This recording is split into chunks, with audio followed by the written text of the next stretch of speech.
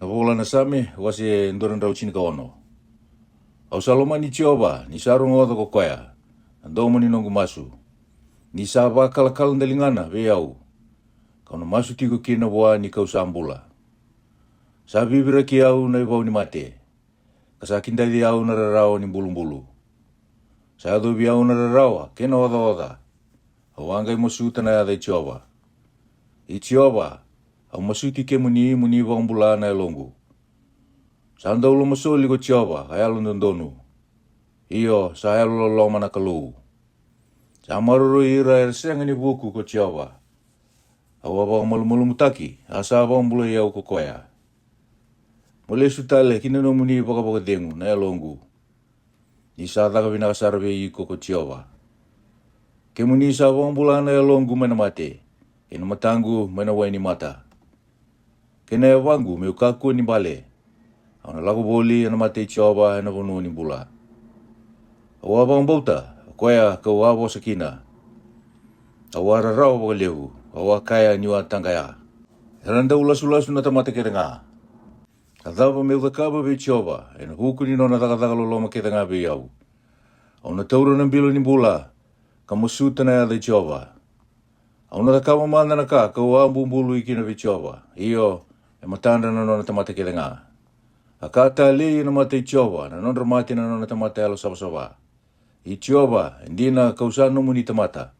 Au sa no muni tamata kena luvena na no muni vanda. Oni sa sereka na nongo ibesu. Au na wakatambora veke muni na iman rali ni waka vinaka. Kau na masuta na yada Jehova. Au na takawa manda na ka kau ambumbulu ikina be Jehova. Iyo e matanda na nona tamata kerenga. Ena lomo ni bai ni wali Jehova. Ena nomu lomo ni koro Jerusalemi.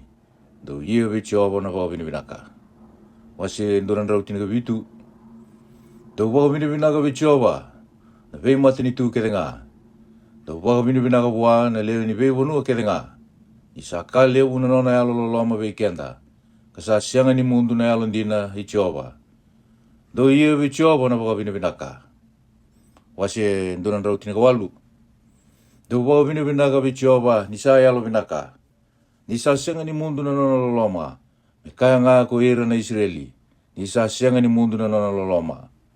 Me kaya nga na kawa eroni. Nisa sianga ni mundu na nona loloma. Mera kaya ko era bagi Jehova. Nisa sianga ni mundu na nona loloma. Awa masuti Jehova ni kawa ararawa. Asarungo diau ko Jehova. Kasapaka lalanga taki au. Sato taki au ko Jehova. Kauna sianga ni rere. Ada membeka mera kita ko be au ko era na tamata. Sato taki au ko Jehova ke ira eru ke au. Ako ya kauna reida, nila dha ko ira era sa dhati au. Sabinaka na bora rabi be Jehova, kadha na bora rabi be ira na tamata. Sabinaka na bora rabi be Jehova, kadha na bora rabi be ira na turanga. Era paka buli ti au na leo ni be bonua. Ia ena adha Jehova, kauna boru sa ira. Era paka buli ti au, iyo era sa buli ti au. Ia ena adha Jehova, kauna boru sa ira. Era sa buli ti au me wakana gelin sipi. Era sa mbukodi me wakana mbuka wangandolou. Ia ena adha Jehova, kauna boru sa ira. O sa ambili raki au wakaukoa me umbali kina. Ia sabuki au ko Jehova. Sa nongu kaukoa, kena huni nongu sere ko Jehova. Asaya ado me nongu iwambula. Andomo ni reki, kena be iwambula isa tiko, e nonra be vale na alon dundonu. Sa ngu matua na linga matau i Jehova. A linga matau i Jehova sa dere. A linga matau i Jehova, sa ngu matua. Au na senga ni mate, au na mbulanga. Katukuna tiko na takataka i Jehova. Sa wakana kuita taki au bukalebu ko Jehova. Ia sa senga ni laibi au meu mate. Dondo laba be yau na mate ni koro ni alon dondonu. Au na dhuru kina ka ia na waka vinaka be Jehova. Ongo na mate ni koro i Jehova. Era na dhuru kina na alon dondonu. Au na waka vinaka be kemuni ni kemuni a waroroma be yau. Asaya ado me nongo ipakambula. Watu era sa data ko ira na matai ni vale. Sa ado me kena ipakandei na tutu ni vale. Ongo na takataka i Jehova. Asa kai be wakurumba itaki na matanda. Ongo na singa salisia ko Jehova. Enda na reki kamara ukina. Au masuti ke muni Jehova muni ia sara na be wambulai. Au masuti ke muni Jehova, muni ea sara na veiva kalunga te taki. Sa kalunga te ko koe sa lako mai ena de Jehova. Ke imami sa kalunga te taki ke mundou, mai na vale Jehova. Sa kalunga ko Jehova, ko koea sa warara mataki kenda. Duwoga na isoro, ena ndali ki na tutuna mbala budake, ni tambo ni soro. Ke muni ina nungu kalou, kauna wawa bina ka ve ke muni. O ke muni ina nungu kalou, kauna wawa dou taki ke muni. Dou ia na wawa bina ka ve Jehova, ni sa yalo binaka, ni sa sianga ni mundu na nona loloma. Wasa indonan rau tinaga diwa, alefa. Sa kalou ngata wera, era santun donu sara, ena sala, era muria na wunau Jehova. Sa kalou ngata wera era bauta, na nona bosa, era ngarai koea, ena lomanda tau doko. Era sa sianga telanga ni daladala, era laku nga ena nona sala. Oni sa waro ti ke mami bauta sara na nomu ni waro. Me wakam donu taki manda, na nongu sala. Me wakam bauta na ka kuni Alicia medaka. Au nanga isianga ni mandua. Ni usanga rawa na nomu ni waro ke tenga. Au waka binaka wiki muni ena alon donu. Ni usabu lida oti na nomu ni lewa donu. Au wakam bauta na nomu ni lesi. Ni kakua ni beauty au leviani. Peda. Ena waka sama taka waka i vei na nona i walawala na doru wou. Ni sangara una nga me waka na nomu ni wosa. Ena longu tau doko, kau sangara i ke muni. Me kakua manda ni lako sestani mai na nomu ni waro. Au sa tunga na oti na nomu ni wosa ki lomangu. Me kakua kina ni dala vei ke muni. O ni sakalo ngata, Jehova.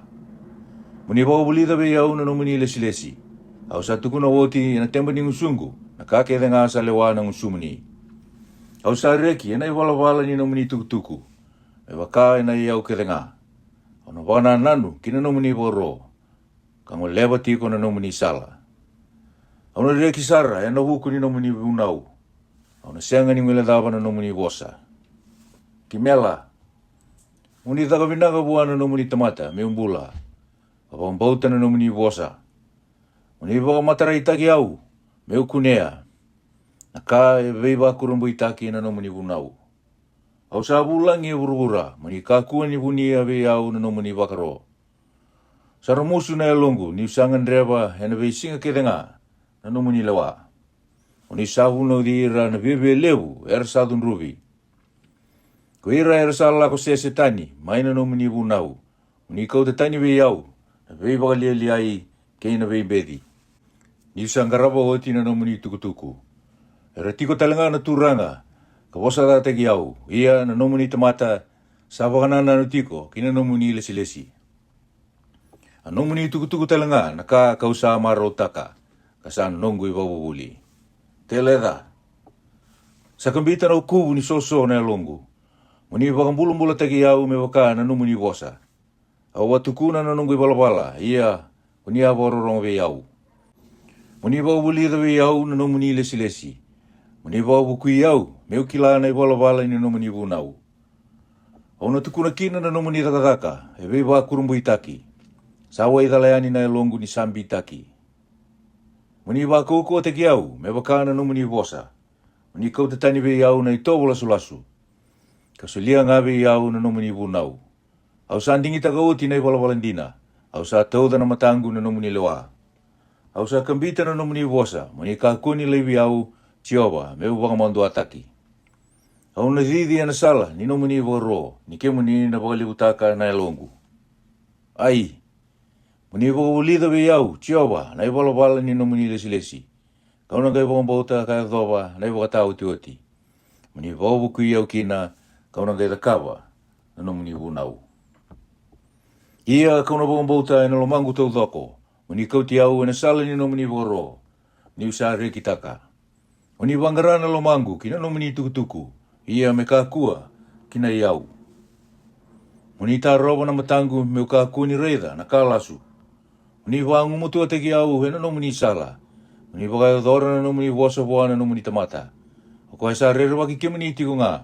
Muni kau te tani na nungu i rongorongo dha, ko ea kau sa rere waka.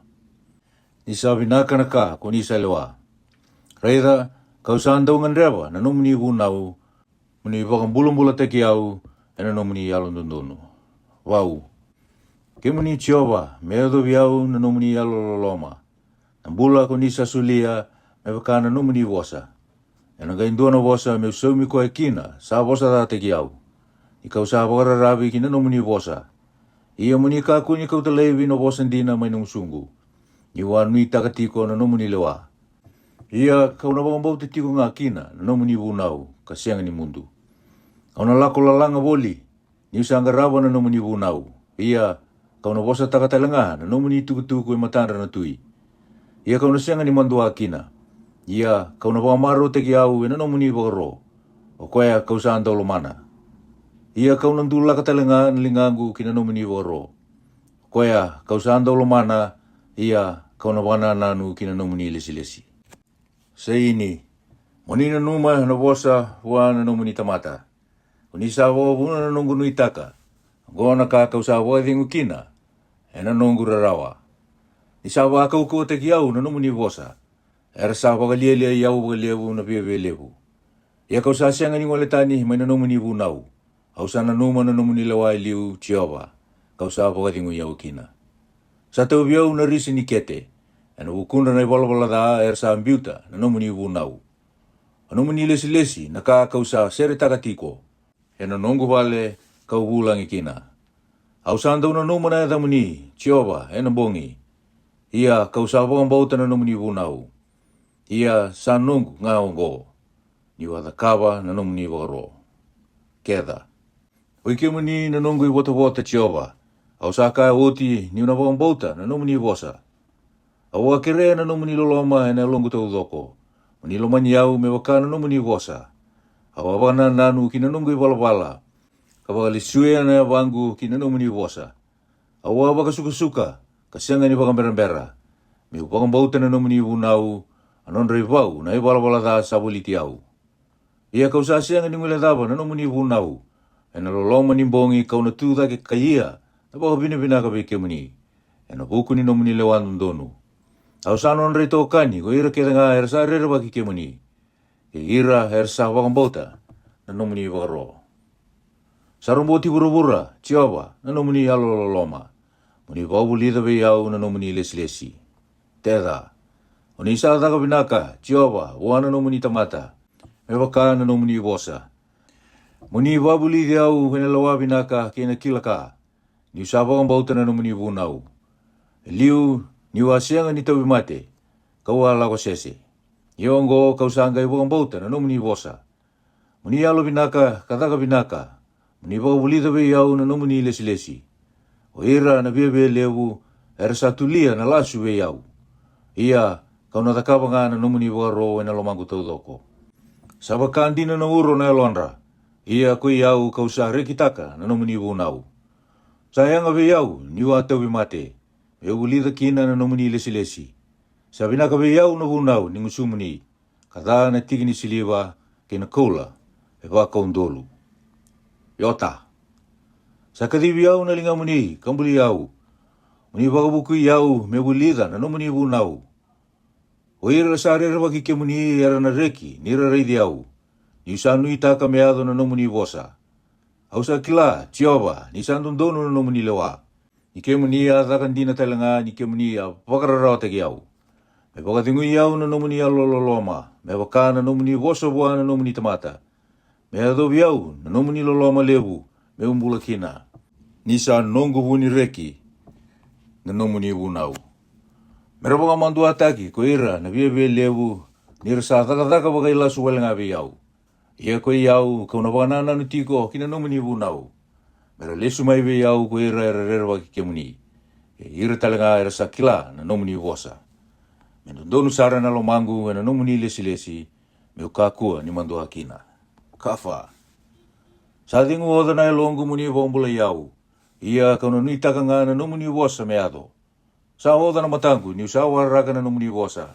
Kakaya, iwei na singa, ko nina wakadingu iau kina. Ni usa wakana tawaya kuli ni manu-manu e na kumbou. Ia kau sa sianga ngā ni ngwila dava na nomuni lesi-lesi.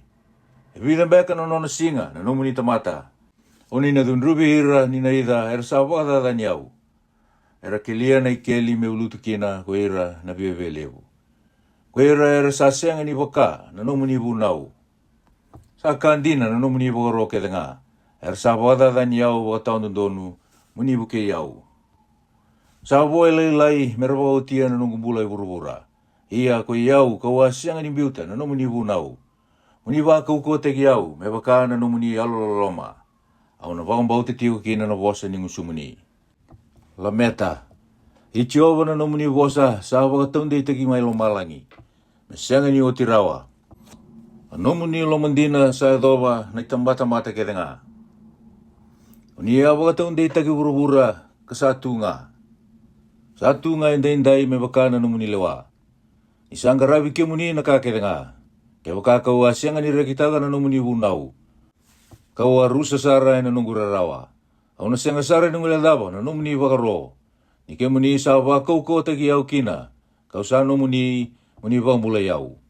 Ni usangara na nomu ni bunau. Erawara ki au na iwala da. Mera warusa yau. Ia, kau na wana na anu kina nomu ni wosa. Au sa reida na uti ni katali ke denga. Ia na nomu ni wakaro nga sa rambo ile usara. Memi. Ka waka indina na nungu loloma kina nomu ni bunau. Au sa waka na anu kina hena singa tau doko kambongi. Na nomu ni wakaro sa hupaka bukui au dake. Ve ira na nungu meda. Nira sa tiko nga ve au. Au sa buku dake ve ira ke denga. Era waka buli di au. Ni sa waka na anu kina nomu ni tukutuku. Au sa buku dake ve ira nangase. Ni sa muria na nomu ni bunau. Au sa anta waka ndaroe na wangu. Maina sala dake denga. Me waka mbau te kina na nomu ni wosa. Au sa senga ni ngole tani maina ka. Kuni alewa. Ni ke muni sa waka buli di au. Kena kami kamida na nomu ni wosa kina ngusungu. Iyo, na oni sa senga ni kami kamida ena ngusungu. Ena buku ni nomu ni bunau kau sa buku mai. Koea kau sa data kina na iwala waka ila suke denga. Nuni, nomu ni wosa na dina kina wangu. Kina rarama kina nungu sala. Au sa bumbulu ioti, kau na waka edora talenga. Kami wambauta na nomu ni lawandun donu. Au sa rarau waka usara. Muni wakoko te ki au Chiova me wakana nomu ni wosa. Muni wakandonu ni amanda Chiova na iman rali ni ngusungu kau sa tambora. Ka wawulida ve au na nomu ni lewa. Sa tutu nga ilingangu na nongumbula.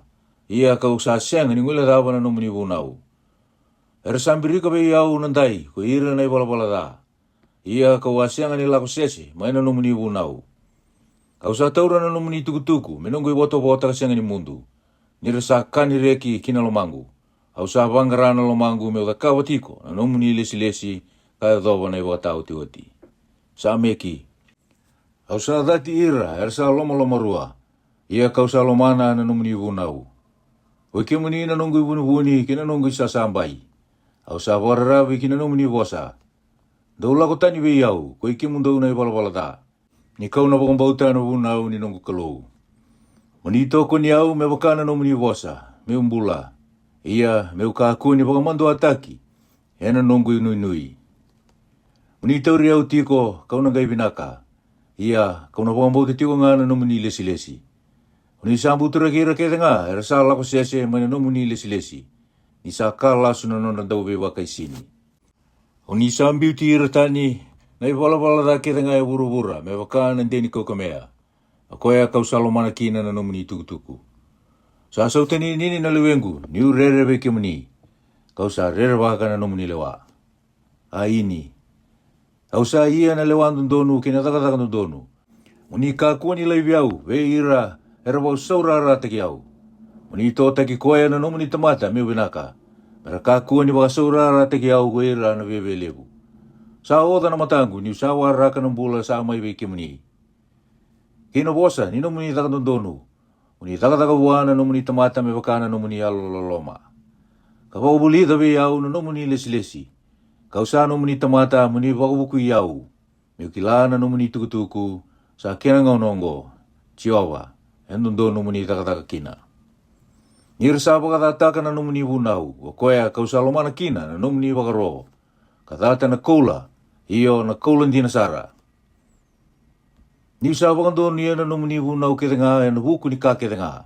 Ia kau sa data na wala lasu ke denga. Pe kau wakarumbui na nomu ni tukutuku. Wakoya sa wakambau te kina na longu. ni sabaka matalataki na nomu ni vosa, sanga irara mamai. Sabaka buku ikina, ko ira rasianga ni buku. Awandala nga sara, kau sa ating wada, niwangan rewa na nomu ni vakaro. Maningole biau mai, kalumani au, me baka ako ni saan daw takaba be ira, eran daw lumana na tamani. Mani vakaro utaka na nongu ilako-lako na nomu ni vosa. Ia me kako ini ngumatua be au, hindu anay wala-wala da. Mani vambula iau may nay wala-wala kau ni tamata. Ano vambau takina na nomu ni vunau. Medi labi koya na nomu ni tamata na mata muni. Kavabulida be iau na nomu ni lesi-lesi. Na udi wai, saan dabi may na matangu, ni sa siyanga ni vambau na nomu ni vunau. Sati. Unisa ayalo donu, Jehova, kasandun donu na nomu ni lewa. Vunau kuni sa rota, sandun donu, hindi na sara. Sa kaniyau na nunggu loma kata-kata, nirsangula tapa na nomu ni vosa ko na nunggu meda. Sa sabasara na nomu ni vosa, o kaya sa loma nakina na nomu ni tamata. Au sa kalay-lay kambedi, iya kau sa siyang ni ngula tapa na nomu ni vunau. Ano ni alun donu, sa siyang ni mundu, iya na nomu ni vunau na kandina. Sa kaniyau na rarawa, kena luma, iya kau sari kita ka nga na nomu ni varo. Akena nondono na nomu ni vosa, sa siyang ni mundu rawa, maniwa buku iau kau nang bulakina. Kofa. Hawa tangi na along gutaw doko manirungo diau. Jehova. Kona pambauta na nomu ni lesi-lesi. Hawa tangi beki mani, maniwa ang bulayau. Kona pambauta kina na nomu ni vosa. Hausa tangi beki mani, ni simbera ni kinda na mataka. Hawa nuita ka na nomu ni vosa. Na matangu, sa tau mandaka, na veitiki ni bongi ni bebu kay anra. Ewana na anugi na nomu ni vosa. Manirungo na tumongu, me wakana nomu ni alololoma. Jehova. Muni wakauko tagi au me wakana no muni lewa. Era toro wole kamai ko ira. Era muria na lewa kita. Era sayawa kina no muni vunau. Kuni sa wole ka Jehova. Asandina na no muni wakaro kita nga. Ano huku ni no muni vunau hau sa kila makawa. Kuni ya wakataunde itaka me senga ni otirawa. Resi. Muni raida na nungura rawa kapang bulay yau. Ni sa siyaga ni wila dawa na no muni vunau. Muni vosa na ukungu, ko bakang bulay yau. Muni bakang bulang-bula tagi yau, may baka na muni vosa. Sa yau be ira na wala-wala da ng bula. Ira sa siyang iningkara na muni lesi-lesi. Sa bunga na muni wala-wala loloma Jehova. Muni bakau ko tagi yau, may baka na muni lawa. Era leo bunga era sa baka dadan yau, karasa nung gumeda. Ia kau sa siyang iningwalitani may na muni vosa. Awa reidi ira na takatala, ia kau sa rarawa. Nira sa siyang ni wakang bauta na muni vosa. Muni raida na nung guloloma, kina no muni vunau. Muni wakau ko teki au, Jehova, me baka na muni alololoma. Sa kandi na may liusara na muni vosa. Kasasiyang ni mundurawa, hindua, na muni lewandong dono. Era sa wakata niya wala nga natura nga. Iya sa rerbaka na muni vosa na lomangu. Kausari kita ka na muni vosa. Me baka hindua sa kunera na iya ulebu. Au sa data ka wakasi silataka na lasu. Iya na muni vunau kau sa lomana. Au sa baka pinipinaka beki muni baka bitu vena besinga. Ano buku ni muni lewandong donu. Kaleu na nonra baka dengu era lomana na muni vunau. Kasasiyang na kamera balikina. Jehova. Kau sa anuita ka ng bula may beki muni. Kasando da kawa na muni voro. Sa bakang bauta na muni vosa na ilonggo. Iya kau sa lomana baka lebu. Au sando bakang bauta na muni vunau kina muni tuku-tuku. Ni sama talabe kimuni na nunggu wala-wala kaya nga. Tau. Me au doki be kimuni na nunggu tangi Jehova. Muni baka buku iau, me baka na muni vosa. Me lako daki be kimuni na nunggu baka mamasu. Muni baka mula iau, me baka na muni vosa. Ena tabuta na wawa binibinaka na tembeni ngusungu.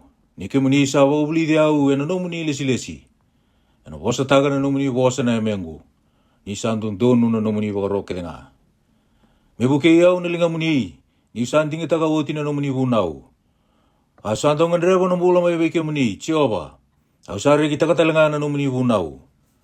Mimbula na ilonggu. Anay baka binibinaka beke muni. Iya me buke iau na muni lewa. Au sandaw lako sese, me baka na sipi, sayali. Muninggara na muni tamata. Ni sa siyangan ni mula dawa na muni wakaro. Wasin doon raw sa ulo. Ena nongura rawa kau atangi be Jehova. Kasa vororongo be iau kokoya. Kemuni Jehova ni vaumbula na elongu. Mane tembe ni ngusu, dau lasu. Mane amena, nandau be wakai sini. Adhava mesoli be iko. Se dava medaka be iko, ko iko na yamen dau lasu. Sawakana nga sa unganga tani tamatanganga. Kena ngilaiso ni chunipa, sawanga tu. Ulei ko iau. Ni kau sa tiko bulangi ke ira na meseki. Ni sa tiko ena maliwa ni be vale ikitari. Sandendea na kena tiko bata na elongu ke ikoe sa data na sautu. O iau kau sa pinakata na sautu. Ia ko ira ni sa vosa er sa pinakata na iwalu. Wasi induan raru sebelum dua. Au natada ke kina ulu ni bonua sa taga mai kina na nunggu ibuke-buke. Sa lago mai be Jehova na nunggu ibuke-buke.